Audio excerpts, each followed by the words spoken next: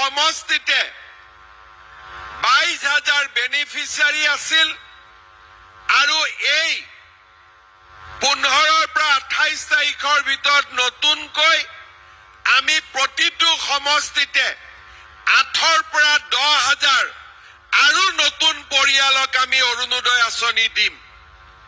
ইয়াৰ ফলত আগতে আমাৰ ৰাজ্যত 27 লাখ লোকে অৰুণোদয় আঁচনি পাই আছিল। এতিয়া আমাৰ অৰুণোদয় আঁচনি পোৱা লোকৰ সংখ্যা প্ৰায় মোটামুটি 40 লাখ পৰিয়ালে অৰুণোদয় পোৱা আৰম্ভ হ'ব।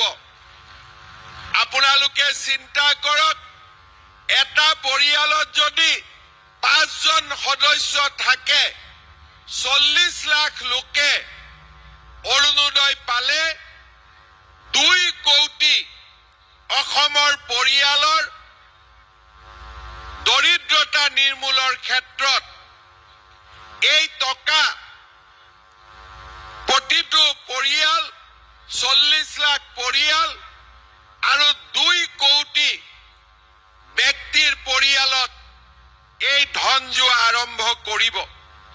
মই আশা কৰোঁ যে আমাৰ সমগ্ৰ ৰাজ্যতে আজিৰ পৰা আৰম্ভ হোৱা অৰুণোদয় পষেকত যাতে সকলোজন নাগৰিকে অংশগ্ৰহণ কৰে আৰু অৰুণোদয় আঁচনিৰ সুবিধা ল'বৰ বাবে আগবাঢ়ি আহে।